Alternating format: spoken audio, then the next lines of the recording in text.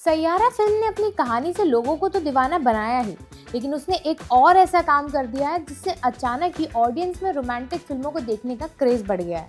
और इतना ज्यादा बढ़ा है कि हाल ही में रिलीज हुई इस फिल्म ने थामा की नाक के नीचे से 75 करोड़ के आसपास का कलेक्शन कर लिया है। फिल्म का बजट ज्यादा नहीं था, ना कोई स्टार किड था, ना कोई बड़े ब्रांड से स्पॉन्सरशिप थी, फिर भी ये फिल्म इस साल की अनएक्सपेक्टेड हिट हो गई है, जिसका नाम है दीवाने की दीवानियत। गाइस, ये कोई छोटी मोटी बात नहीं है। आप खुद सोचकर देखिए कि फिल्म थामा के साथ दिवाली पर रिलीज हुई थी और हर तरफ बस थामा की बात चल रही थी, लेकिन फिर हिट फिल्म का टैग हर्षवर्धन राणे की फिल्म को कैसे मिल गया? कैसे? यही मैं आपको बताने वाली हूँ, जिससे शायद आपको बॉलीवुड की नई स्ट्रैटेजी समझ आ जाएगी। हाय, मेरा नाम है अनु और आप देख रहे हैं बजर बट्टू एंटरटेनमेंट पर मास्टर शॉट।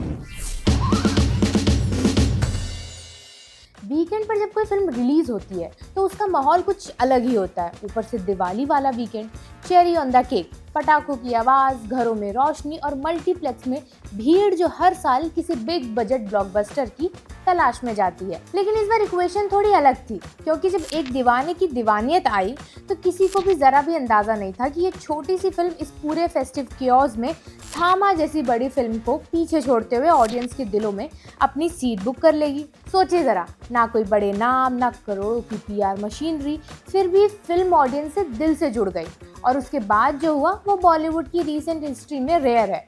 शुरुआती दिनों में तो फिल्म का वर्ड ऑफ माउथ आग की तरह फैला, और सबसे मजेदार बात, उस आग में घी डाला किसी और फिल्म ने, एक पुरानी रोमांटिक कल्ट जिसने अचानक दोबारा थिएटर्स में धूम मचा दी थी।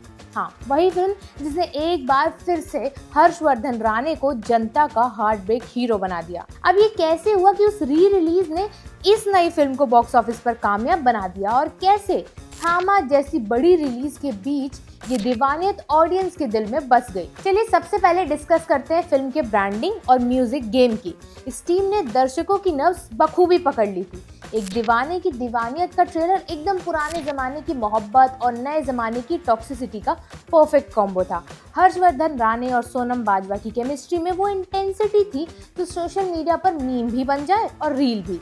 तुम मेरे हो, सिर्फ मेरे जैसी पॉजिटिव लाइन इतनी वायरल हुई कि ये कई यूजर्स की बायो बन गया। अब सोचिए, जब डायलॉग्स ही मीम बन जाए तो मार्केटिंग अपने आप चल पड़ती है।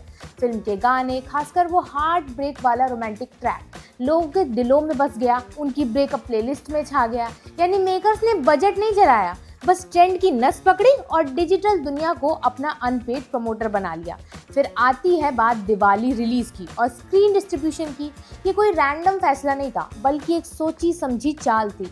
बड़े शहरों में इवनिंग शोज रखे गए ताकि वर्किंग क्राउड को टाइम मिले, और छोटे शहरों में प्राइम टाइम शोज दिए गए ताकि वीकेंड का मजा बढ़ सके। टियर 2 और टियर 3 सर्किट्स में जहां ऑडियंस को इमोशनल और स्लाइटली ड्रामेटिक फिल्मों का स्वाद चाहिए था, वहाँ एक दीवानियत की दीवानियत ने धमाल मचा दिया।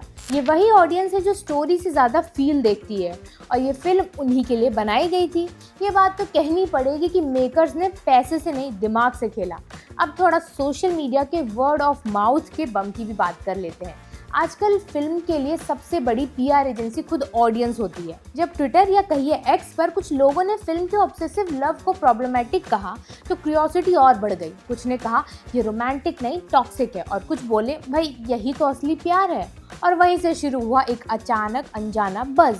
ट्रेंड चला #दीवानियत डिबेट, और लोग खुद थिएटर में जाकर डिसाइड करने लगे कि किसकी बात सही है।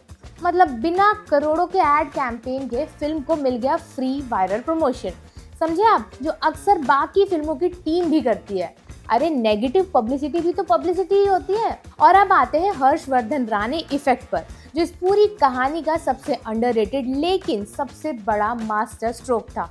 उनकी पुरानी फिल्म सनम तेरी कसम की 2025 में हुई री रिलीज ने नॉस्टैल्जिया का तड़का लगा दिया। वो फिल्म तो पहले से ही कल्ट फेवरेट थी, और रोमांटिक ऑडियंस के बीच वो फिर से आई, और जब वो फिर थिएटर में लौट आई तो लोगों ने फिर वही इमोशनल ट्रॉमा रिफ्रेश कर लिए। सोशल मीडिया पर पुरानी क्लिप्स वायरल हुई, लोग बोले भाई ये बंदा तो कमबैक डिजर्व करता ही है। और फिर जब एक दीवाने की दीवानियत रिलीज हुई, ऑडियंस पहले से इमोशनली प्रिपेयर्ड थी। मतलब सनम तेरी कसम ने हर्षवर्धन राणे की पॉपुलैरिटी की वो आग फिर से जलाई, और उसी गर्माहट में उनकी नई फिल्म ने जैकपॉट मार लिया। अब जो सबसे दिलचस्प बात है वो है थामा क्लैश। एक तरफ थामा जैसी भारी भरकम फिल्म थी जिसमें इंटेलेक्ट और आइडियोलॉजी की भरमार थी, दूसरी तरफ एक दीवाने की दीवानियत जो एकदम फिल्मी, passionate, slightly over the top थी। तो ऑडियंस दो हिस्सों में बट गई। जो दिमाग से फिल्म देखते हैं वो थामा चले गए और जो दिल से फिल्म महसूस करते हैं वो दीवानियत देखने चल पड़े। एंड ट्रस्ट मी गाइस, दिल वालों की गिनती ज्यादा थी। क्लैश ने एक्चुअली फायदा कर दिया, मीडिया अटेंशन भी मिला और कंपैरिजन ने क्यूरियोसिटी बढ़ा दी। इसने साबित किया कि हर क्लैश हारने के लिए नहीं होता, कभी कभी वही आपके हक में चला जाता है। और आखिर में आते हैं क्रिटिक्स बनाम ऑडियंस की लड़ाई पर, जो हमेशा से मज़ेदार रहती है। क्रिटिक्स ने कहा कहानी क्लिच्ड है, स्क्रीन प्ले एवरेज है, पर ऑडियंस का तो कहना था कि हमें थीसिस नहीं चाहिए, थ्रिल चाहिए। वो बोले टॉक्सिक लव ग्लोरीफाई किया गया है। जनता बोली प्यार में थोड़ा टॉक्सिक फ्लेवर तो होगा ही, तो फिर मज़ा कैसे आएगा। बॉटम लाइन ये रही कि क्रिटिक्स ने अपनी स्टार रेटिंग्स दी, लेकिन जनता ने स्टार फीलिंग्स ली, और यही फीलिंग्स थिएटर में कन्वर्ट हुई टिकट सेल्स में। लोगों को कहानी नहीं, वाइब चाहिए थी, म्यूजिक, इमोशन और थोड़ा सा फिल्मी जुनून। तो आखिरकार एक दीवाने की दीवानियत ने एक सिंपल बात साबित कर दी, आज भी बॉलीवुड में जुनून बिकता है, बस उसे बेचने का सही स्टाइल और तरीका आना चाहिए जो न्यू एज भी हो। सोशल मीडिया पे थोड़ा शोर, नॉस्टैल्जिया का पिंच और सही टाइमिंग। कोई फिल्म स्मॉल या बिग नहीं होती, बस उसका ऑडियंस कनेक्ट बढ़िया होना चाहिए। इस फिल्म ने वही किया, क्वाइटली थिएटर्स में आई, दिलों में लगी और फिर बॉक्स ऑफिस के स्कोरबोर्ड पर धमाका कर गई। कहानी में न ताजगी थी, न डायरेक्शन में कोई नया एक्सपेरिमेंट, पर जो था वो था प्यार का प्योर दीवानापन। और शायद आज के टाइम में वही सबसे बड़ा यूएसपी है, क्योंकि ओटीटी, मीम्स और एल्गोरिदम के ज़माने में भी एक सिंपल लाइन अभी भी चलती है, love sells especially when it hurts a little. अब आपको समझ आ गया होगा कि film unexpected hit of the year कैसे बन गई।